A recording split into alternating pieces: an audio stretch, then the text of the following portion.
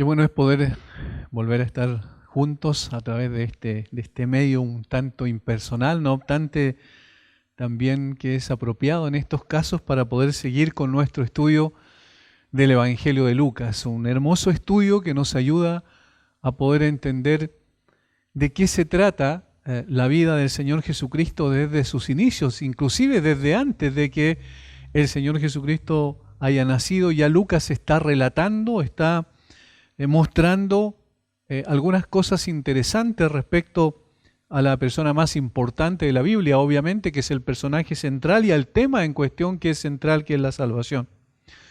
Por eso es fascinante el estudio de las Escrituras, por eso es que el mismo Martín Lutero se dedicó tanto tiempo a poder predicar sobre los Evangelios, porque entendía que la persona del Señor Jesucristo es esencial, no solo para la salvación, también para la santificación y el proceso de transformación que nos llevará finalmente a la gloria. Y nosotros hemos visto acá algunos testigos en el capítulo 2 del versículo 21 en adelante, algunos testigos de cuando el Señor Jesucristo fue llevado al templo 8 días después de haber nacido para cumplir conforme a las normas que establecía la ley. Y en este sentido, los primeros que aparecen allí son José y María, ¿verdad? Los versículos 21 en adelante hasta el 24, luego del 25 en adelante hasta el 35 tenemos al segundo testigo, que es Simeón, este anciano piadoso con un carácter particularmente atractivo, era justo y piadoso, un hombre muy cercano, muy entregado al Señor, con una convicción muy profunda respecto a la esperanza que tenía puesta de que Dios cumpliera la promesa de enviar un Mesías, un Salvador. La consolación de Israel era un nombre que se le daba. Al estudiar este breve párrafo, porque son unos pocos versículos, sobre la vida de Simeón, podemos ver lo significativo que era desde el punto de vista de su carácter y desde la perspectiva también de su teología, un hombre que creía genuinamente en lo que Dios había prometido en el Antiguo Testamento. Esto nos asombra en un sentido, nos llama la atención también porque nos lleva a poder ver de qué manera podemos imitar también el carácter de este hombre en relación a su concepción de la persona del Señor Jesucristo y de las promesas de Dios. Un hombre que conocemos muy poco por estos pocos versículos nada más, pero que describe en forma maravillosa el carácter de un creyente genuino, si lo podemos nosotros aplicar en el día de hoy. Pero también lo que destaca es su visión singular. Además de su carácter y su teología ortodoxa, también destaca su visión singular. Simeón fue, por decisión soberana de Dios, el primer hombre que vio mucho más allá de lo aparente, mucho más allá de lo que era físicamente un niño indefenso, frágil, débil, que estaba en los brazos de su madre. Simeón vio mucho más profundamente y vio a Jesús en cuatro formas, podríamos decir, para resumir un poco lo que hemos visto hasta aquí. Primero, como dijimos, como la consolación de Israel, la cual él esperaba, y Dios le había a través de su Espíritu mostrado que efectivamente él no iba a partir antes de ver la consolación de Israel. Esta promesa tan anhelada por los piadosos de ese tiempo y que cada día esperaban que diera cumplimiento. En segundo lugar, vio al Señor Jesucristo como la salvación. Han visto mis ojos tu salvación, como vimos la semana anterior también en nuestro estudio. Asociado con lo primero, es decir, con la consolación de Israel, ellos sabían que el Mesías era el Salvador de su pueblo y en consecuencia traía consolación a un pueblo afligido por tantos años, inclusive donde el Señor no había hablado durante todo ese tiempo a través de los profetas, alrededor de 400 años de silencio, como bien sabemos. En tercer lugar, lo vio como luz para revelación a los gentiles, dice.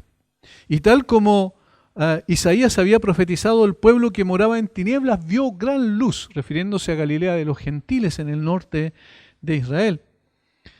Los gentiles no poseían ni la revelación de Dios, ni el conocimiento consiguiente de Dios, ni tampoco podían participar de las promesas y los pactos que Dios había establecido con su pueblo. Estas tres características distinguían a los a los gentiles de los judíos. Los judíos sí eran poseedores, depositarios de la verdad de Dios, de la revelación de Dios.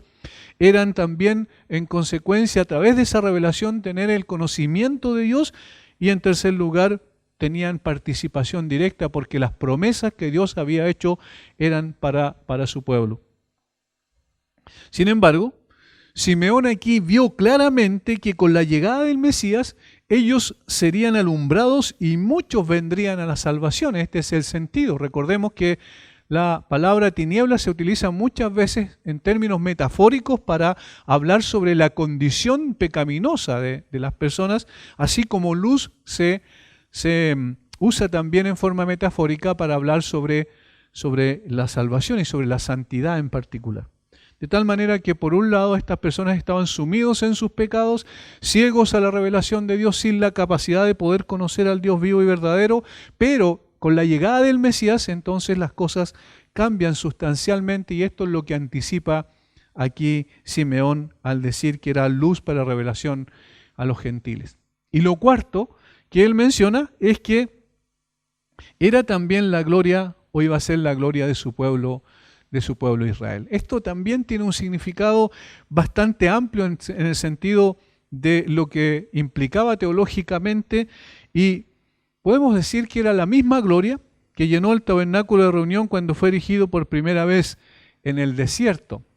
En el capítulo 40 de Éxodo tenemos ese episodio extraordinario que muestra cómo la gloria de Dios descendió de una manera especial sobre el tabernáculo de reunión. Posteriormente lo hace también cuando Salomón dedica el templo, que ya era algo más definitivo, como un santuario en Israel, pero aquí en los versículos 34 y 35 del capítulo 40 de Éxodo tenemos el antecedente más antiguo de la manifestación de la gloria de Dios. Entonces una nube cubrió el tabernáculo de reunión y la gloria de Jehová llenó el tabernáculo. Y no podía Moisés entrar en el tabernáculo de reunión porque la nube estaba sobre él y la gloria de Jehová lo llenaba.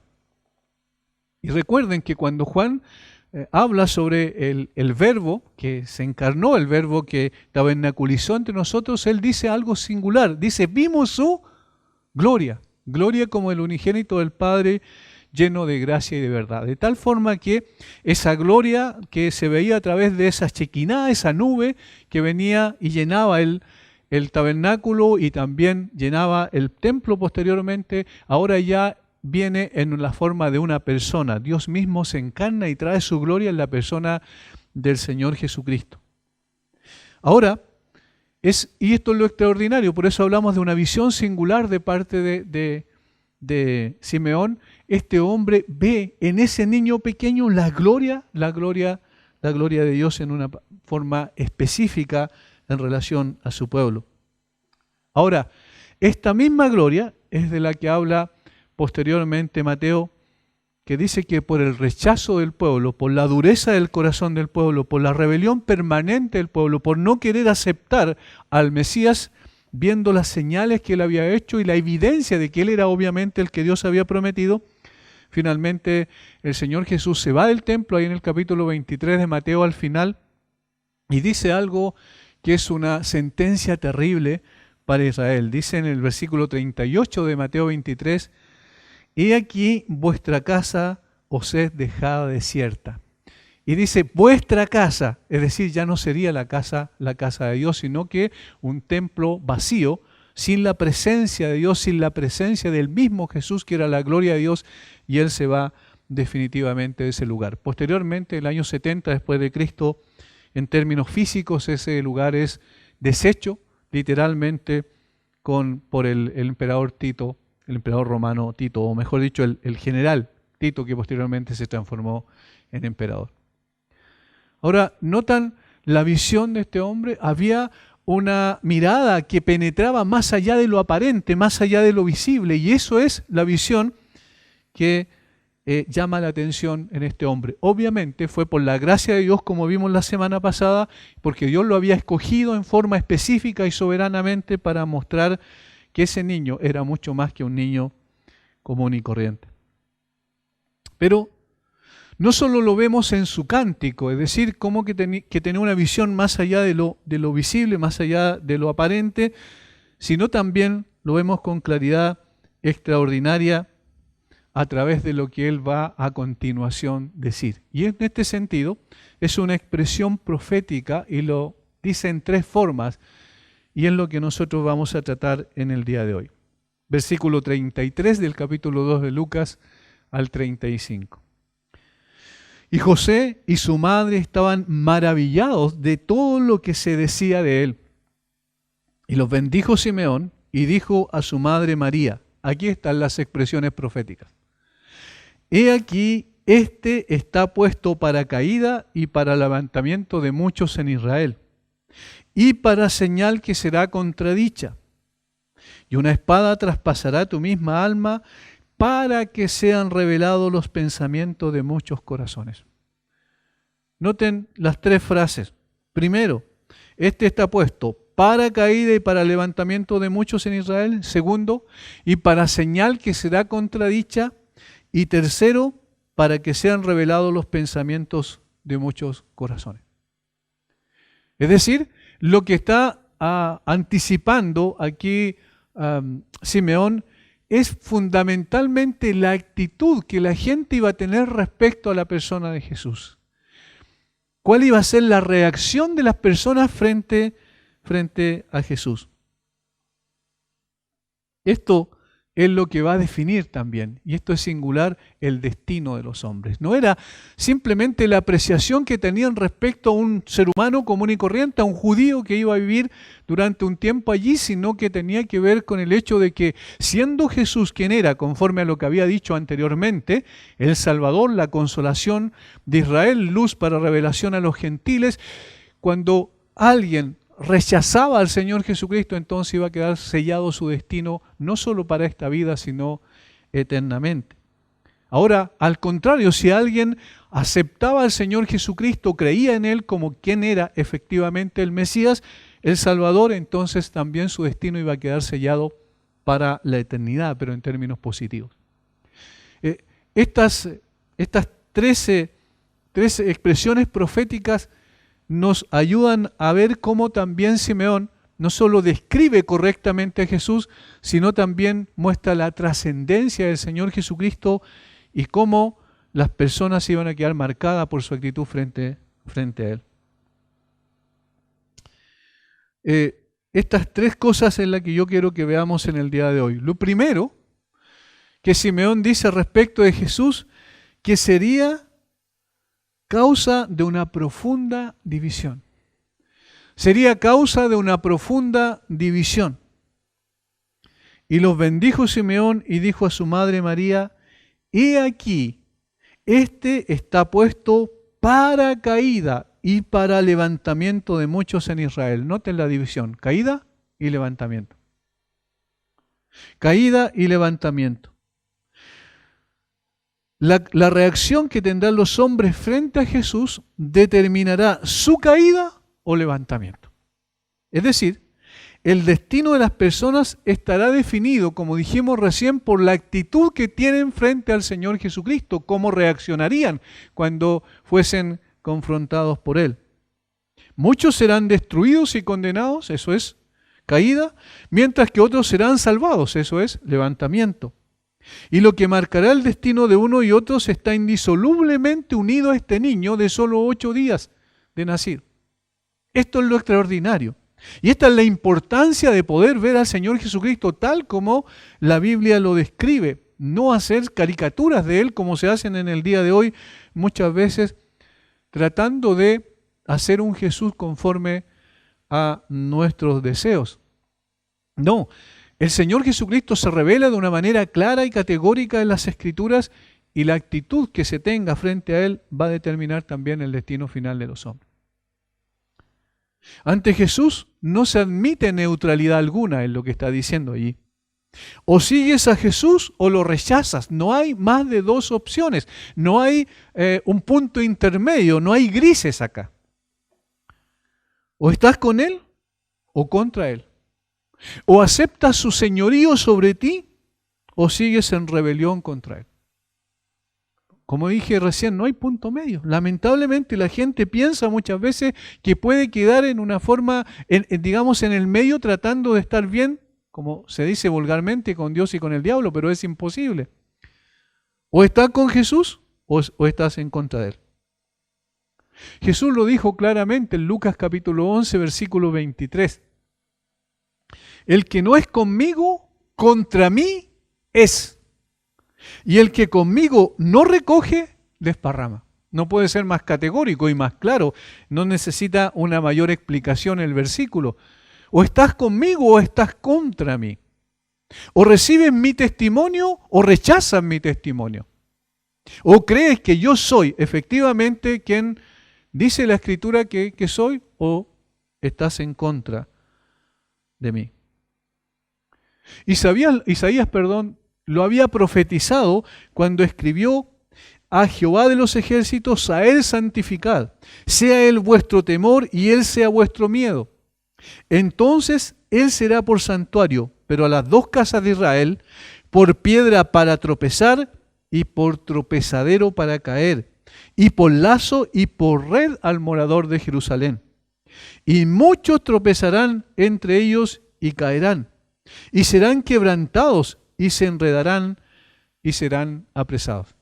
Eso es lo que había anticipado Isaías.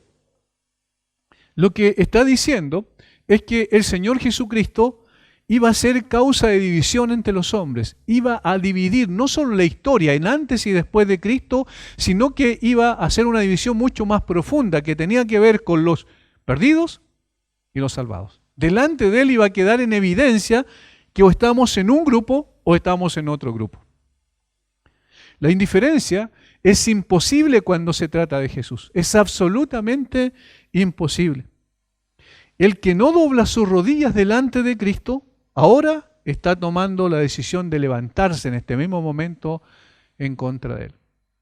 Por eso es que cuando se predica al Jesús de la Biblia, tal como la revelación lo ha dado a conocer, entonces nosotros estamos en presencia de una determinación, o mejor dicho, una decisión que trasciende los tiempos, que va más allá de esta tierra, cuando se acepta a Jesús, cuando se rechaza el testimonio del Evangelio.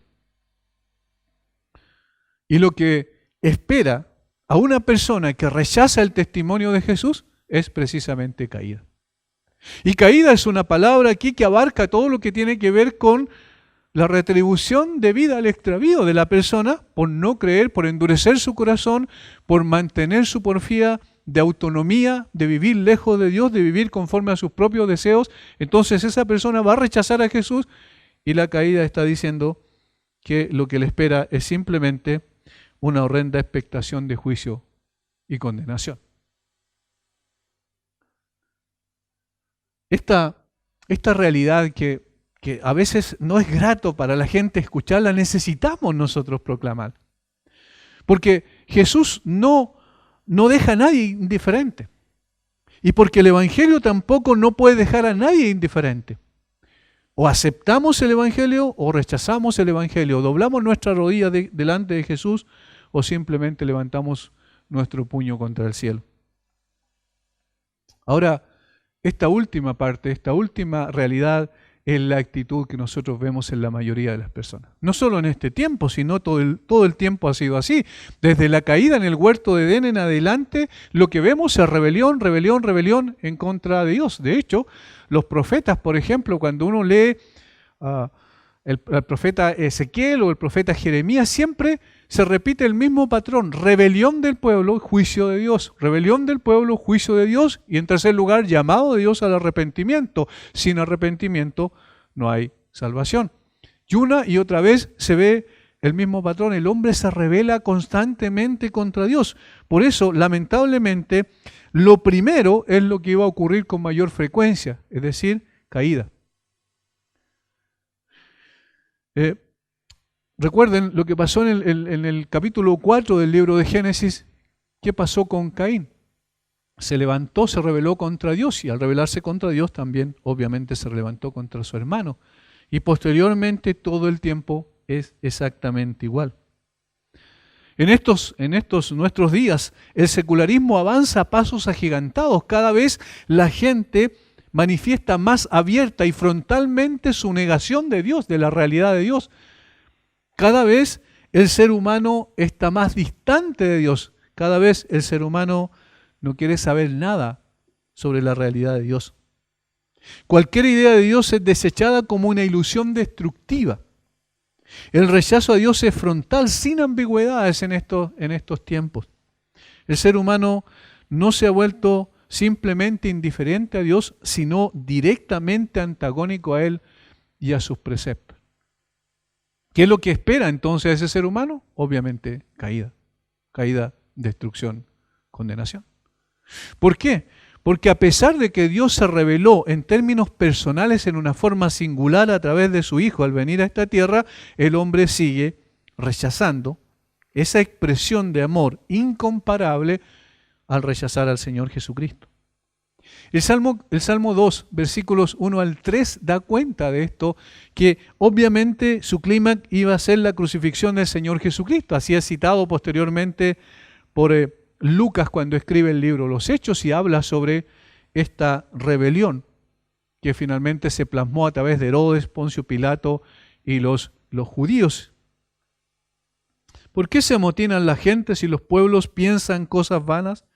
Se levantarán los reyes de la tierra y príncipes consultarán unidos contra Jehová y contra su ungido, diciendo, rompamos sus ligaduras y echemos de nosotros sus cuerdas. Y en el mismo contexto, ahí dice que el Señor se reirá de ellos y posteriormente dice que Él ha establecido su rey, ha puesto su rey sobre Sión, y ahí está hablando obviamente del Mesías, del Señor Jesucristo. Ahora, eso es algo triste, pero es un mensaje que nosotros podemos dar en el día de hoy con toda claridad, que el rechazo al Señor Jesucristo implica entonces necesariamente caída, destrucción y condenación. Pero Simeón dice que la otra parte, es decir, el otro tipo de personas, esta división que iba a producir, por un lado negativa a través de la caída y por otro lado positiva a través del levantamiento, en este caso es para salvación. Así como se usa la palabra caída para referirse a la condenación, se usa la palabra levantamiento para referirse a la salvación. No todos mantendrán su rebelión natural en contra de Jesús. Habrá aquellos que, reconociendo la maldad de su corazón y aplastados por el peso de la culpa, aguijoneada su conciencia culpable, doblarán sus rodillas delante de Jesús. Doblarán sus rodillas delante de Jesús al reconocer su condición real delante de Dios. Y entonces correrán a los pies del Salvador. ¿Y cuál será la consecuencia? Serán levantados en consecuencia de esa postración al ser perdonados sus pecados. Esto fue lo que pasó cuando 3.000 judíos, al escuchar el Evangelio de Jesucristo el día de Pentecostés por boca de Pedro, fueron compungidos de corazón, literalmente dice, aguijoneados en su misma alma, es decir, en el ser interior profundamente convencidos por el Espíritu de Dios, llegaron a darse cuenta de su condición y dijeron, varones hermanos, ¿qué haremos? Y Pedro les dijo, este es el camino, y recibieron la salvación en Cristo, como bien sabemos ahí en el capítulo 2 del libro Los Hechos está este relato. Desde ahí en adelante entonces lo que vemos es precisamente esto, que el mundo iba a estar dividido entre los perdidos y entre los salvados. Y estos salvados o perdidos tienen que ver con la actitud que tienen frente a la persona del Señor Jesucristo. Cuando el apóstol Pablo escribe a los Corintios, dice algo similar. Ahí en el capítulo 1 de Primera de Corintios, versículo 18. Dice, porque la palabra de la cruz es locura a los que se pierden, pero a los que se salvan, esto es a nosotros, es poder de Dios. Otra vez allí se ve con claridad la división. La división real de la humanidad en términos espirituales no está dada en cuanto a ricos y pobres, ¿cierto? Grandes y pequeños, sabios y necios, sino que está dada en función de cómo reaccionan frente a la cruz de Cristo, en este caso, en el caso de los corintios, que obviamente tienen relación con la persona de Jesús también. Los que se salvan, los que se pierdan. Cada uno tiene apreciaciones distintas respecto a la cruz de Cristo. Y eso es lo que está diciendo también Simeón aquí con toda claridad. ¿De qué lado estás? Esa es la pregunta que necesitamos hacernos cuando se trata de la persona de Jesús. ¿Quién es Jesús para ti? ¿Es efectivamente tu Salvador o simplemente un personaje de la historia, un creador de religiones, de un sistema que enseñó cosas hermosas y que es un gran maestro, probablemente un sanador como la gente lo percibe muchas veces, o como un proveedor, como hemos dicho más de una ocasión aquí? ¿O es genuinamente quien dice ser y tú has entendido esto y has llegado a sus pies?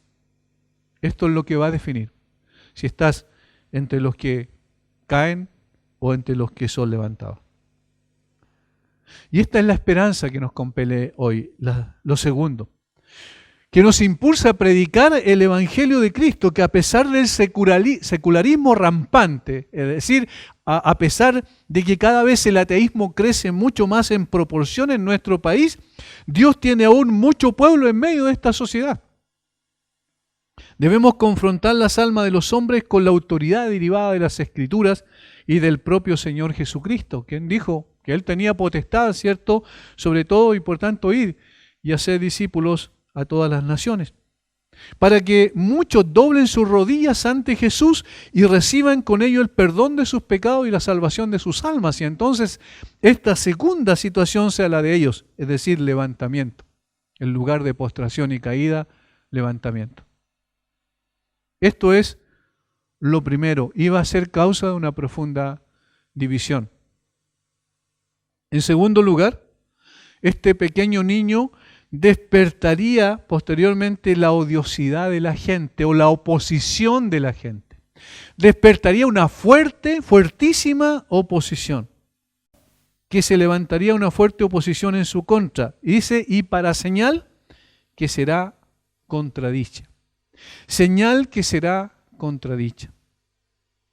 Obviamente la persona y la obra del Señor Jesucristo, todo lo que Él hizo mientras estuvo en su ministerio terrenal, incluyendo su crucifixión, su resurrección y su ascensión a los cielos, no era un fin en sí mismo, era lo que necesitaba hacer para lograr el fin, que era salvar al hombre, sacarlo de su postración espiritual y darle salvación, para cumplir el propósito supremo, el sumo bien, que es la gloria de Dios.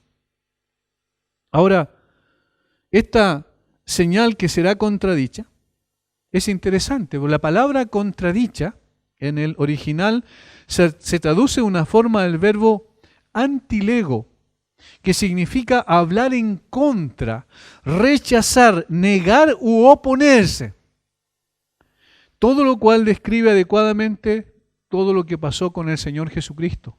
Los insultos, el maltrato, las burlas, las blasfemias, el odio que dio como resultado finalmente la crucifixión del Señor Jesucristo por parte del Israel que se opuso tajantemente a la realidad de su persona y al hecho de reconocerlo como era genuinamente el Mesías prometido por Dios. El ser humano está profundamente enamorado de su pecado y por eso odia a Cristo. Con la misma pasión y celo que ama su pecado.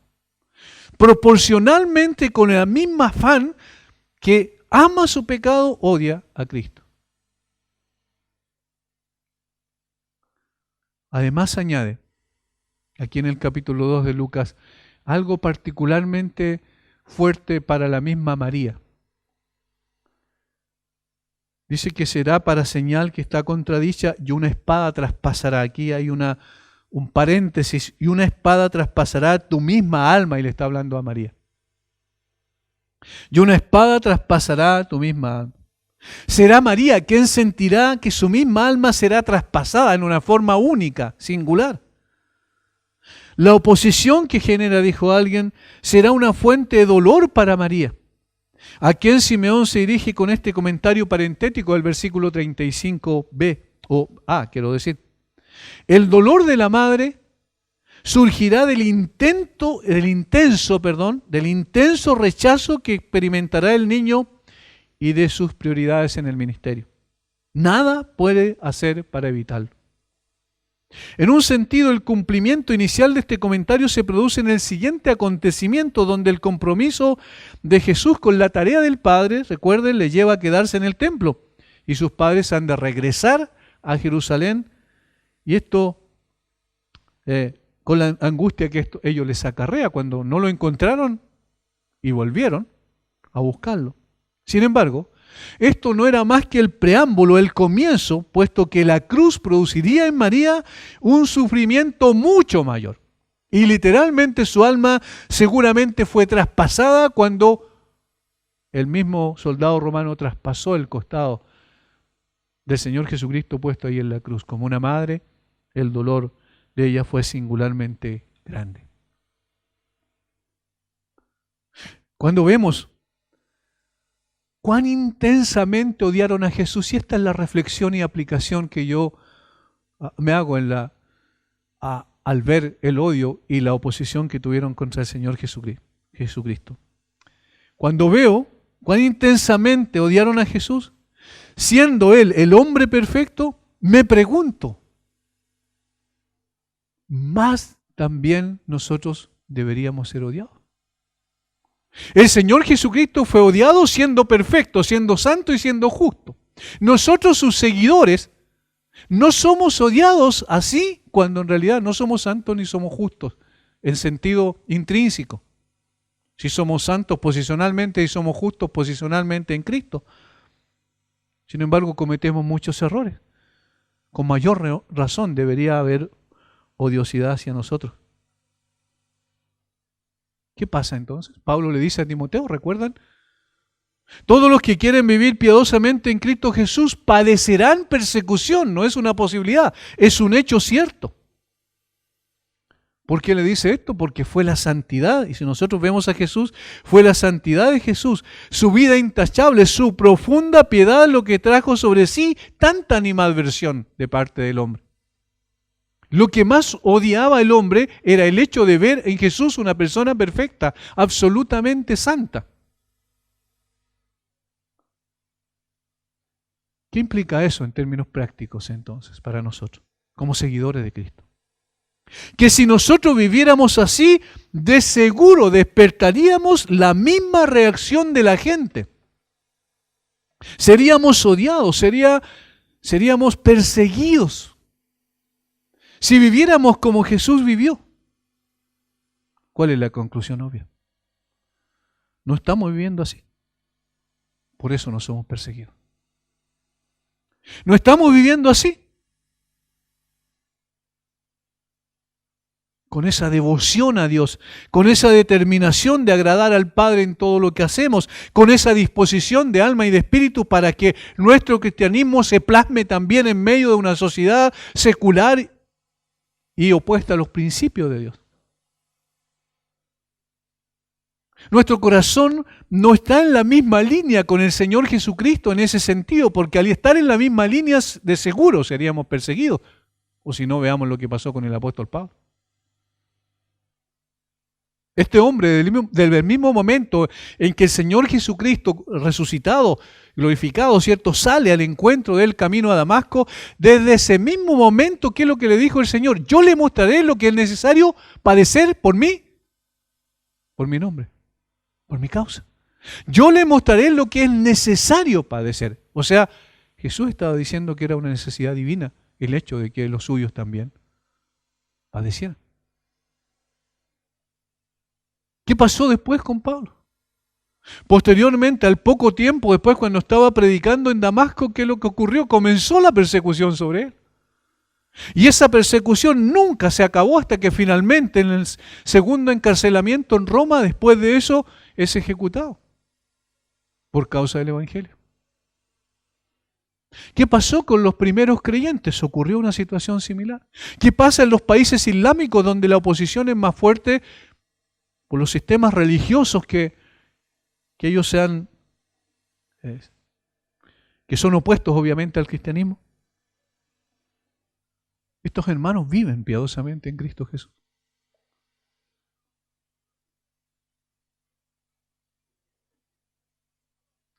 En tercer lugar, la tercera parte de la profecía es que revelaría el verdadero carácter de los hombres. Revelaría el verdadero carácter de los hombres para que sean revelados los pensamientos de muchos corazones. Para que sean desnudados, en otras palabras, los pensamientos de muchos corazones. Para que queden en evidencia los pensamientos de muchos corazones. La actitud que las personas tendrían con Jesús sería lo que revelaría la realidad de sus corazones. La postura que una persona asume frente a Cristo deja en evidencia la condición de su alma. No es lo que él dice, sino la actitud que tiene frente a la persona de Cristo. En Juan capítulo 3, versículo 20, el Señor dijo: todo aquel que hace lo malo aborrece la luz y no viene a la luz para que sus obras no sean reprendidas. Esa es la razón por la cual no viene a la luz. Es la misma razón por la cual un ladrón no va tras un juez. Es la misma razón. Es la misma razón por la cual los delincuentes delinquen principalmente de noche, para esconder lo que están haciendo. Para que sus obras no sean reprendidas. Esa es la razón que hay detrás. Las obras que ya están maquinándose en su corazón y que posteriormente se manifiestan en el hecho propiamente tal. El rechazo de Cristo es debido al amor del ser humano por sus obras perversas, como vimos recién. Aman el estilo de vida que se han escogido para sí. Por eso odian y rechazan la luz que deja en evidencia esta situación. Los hombres no están dispuestos a ser puestos en evidencia. Por eso escapan de todo aquello que los puede reprender. Escapan de todo aquello que los puede reprender. La luz es lo que manifiesta todo, como dice el apóstol Pablo a los Efesios en el capítulo 5. Y entonces escapan de la luz. Incluso puede ser que sean personas, comillas, de buen corazón, como nosotros le llamamos. Son buenas personas. Quizás sean personas caritativas, inclusive que tengan la disposición de poder ayudar a otros. O incluso personas religiosas. Sin embargo, en sus corazones no están dispuestos a dejar sus caminos y volverse al Señor. Esa es la realidad de sus corazones. ¿Qué es lo que vemos? ¿Cuáles fueron los que más odiaron a Jesús? ¿Cuál fue la oposición más dura de Jesús? No fueron los paganos, no fueron los gentiles que no tenían revelación de Dios ni conocimiento de Dios verdadero. Fueron los religiosos judíos. Estos hombres cumplían estrictamente con las reglas externas de la religión. Iban constantemente al templo, ayunaban, ofrendaban, oraban y hacían todo eso. Diezmaban de todo lo que tenían, de todo lo que poseían, de todo lo que producían. Sin embargo, la actitud que asumieron ante el Mesías desnudó la realidad de sus corazones. No son las actividades religiosas. Y lo que decimos con nuestras bocas lo que define quiénes somos, sino nuestra actitud ante Jesús. Lo que hacemos con Jesús es lo que en definitiva define quiénes somos. El Señor Jesucristo al venir a esta tierra vino, recuerden, como la luz del mundo. Yo soy la luz del mundo. La luz vino a este mundo y las tinieblas no prevalecieron contra ella. Dice Juan en el capítulo 1 de su prólogo. Ahora, eso implica entonces que la luz lo que hace con las tinieblas es disiparlas. Es mostrar lo que hay tras las tinieblas. Y no hay nadie más que Jesús para revelar la profundidad de la maldad del corazón humano y dejarla en evidencia. El simple hecho de que el Señor Jesucristo anduviera en esta tierra ya era algo complejo para las personas que estaban acostumbradas a su pecado, y por eso los fariseos, los escribas, los sacerdotes, todos estaban en contra del Señor Jesucristo, y como dije recién, fue aumentando su odiosidad a Él, porque en realidad ellos externamente eran una cosa, internamente eran otra cosa.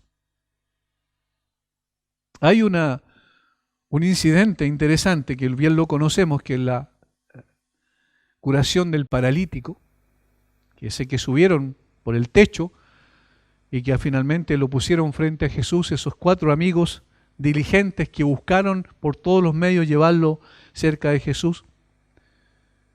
El Señor Jesús le dice, lo primero que le dice, tus pecados te son perdonados. Y cuando Él les dice, tus pecados te son perdonados, los que andaban siempre alrededor de Él, buscando algo para acusarlo, que eran los escribas y fariseos, comienzan, dice la Biblia, a cavilar en sus corazones. Es decir, comienzan a decir cosas internamente. ¿Y qué es lo que decían internamente? ¿Cómo puede perdonar pecados cuando solo Dios puede perdonar pecados? Y dice la Biblia, y conociendo Jesús lo que cavilaban en sus corazones. ¿Qué es lo que es eso? Eso es revelar lo que hay en sus corazones. Es precisamente lo que había anticipado Simeón respecto a la persona de Jesús, para que sean revelados, puestos en evidencias, los pensamientos de muchos corazones, porque el problema del pecado no es lo externo simplemente, sino empieza internamente, en los deseos naturales del corazón humano. Jesús les dijo, ese es el problema de ustedes.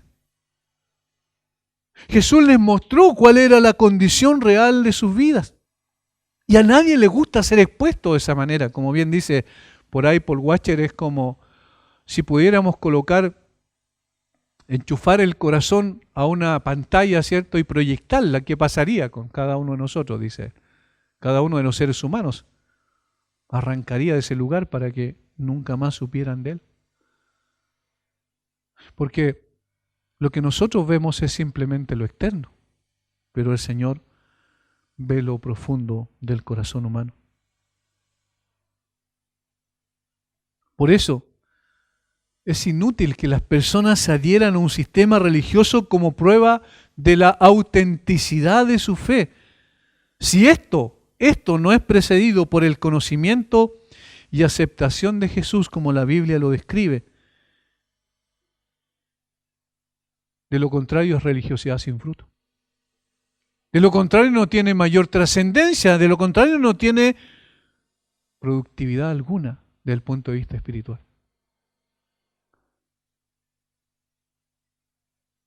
El destino de todos los hombres en esta tierra, absolutamente todos, está estrictamente ligado con la actitud que tengamos ante el Señor Jesucristo. Es inevitable encontrarse con Él ahora o cuando debamos comparecer ante Él.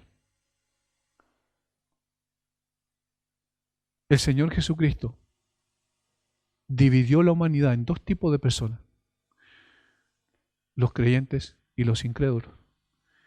Los que están siendo condenados y los que están siendo salvados, como dice el apóstol Pablo ahí en 1 Corintios 1:18. El Señor Jesucristo despertó en su ministerio terrenal una oposición motivada por el odio creciente de personas que no querían aceptar que era el Mesías. Hasta el día de hoy ocurre lo mismo, y el Señor Jesucristo revela su sola presencia, revelaba el pensamiento de los corazones de los hombres. Ahora, ¿cómo se sigue manifestando el Señor? Ya no está presente físicamente, pero ¿cómo se sigue manifestando? A través de su palabra.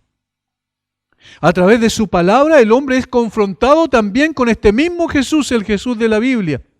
A través de esta palabra el hombre también tiene que tomar la determinación frente a la persona de Jesús respecto a estar en el lado de los que caen o de los que son levantados. En este mismo sentido, el hombre ha de tomar una determinación frente a la persona de Jesús para ir con Jesús o para oponerse a Jesús. Para amar a Jesús o para odiar a Jesús. No pueden haber puntos medios en ninguna de las cosas que se han mencionado. Y tercero, la persona sigue siendo expuesta por la palabra de Dios, como dice el autor de Hebreos, que es como una espada de dos filos que penetra hasta partir el alma y discierne las intenciones y los pensamientos del corazón.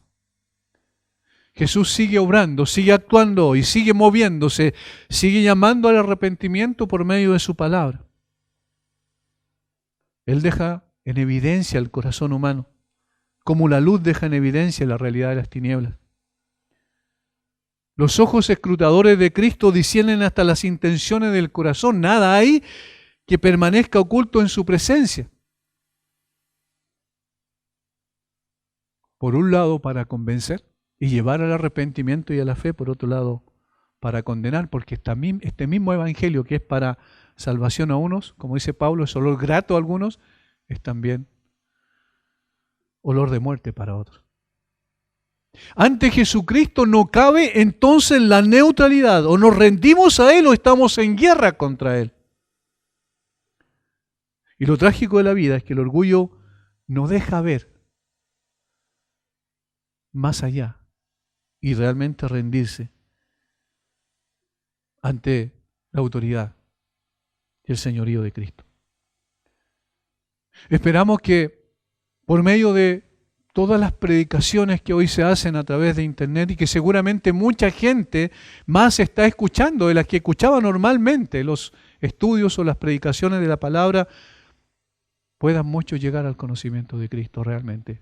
Doblar sus rodillas delante de Jesús y entonces estarán delante de los que son levantados para salvación y entonces estarán delante de los que aman al Señor y odian sus pecados y entonces estarán también delante de los que pueden presentarse frente o delante de la persona del Señor Jesucristo con sus corazones limpiados por la sangre preciosa que Él derramó en la cruz.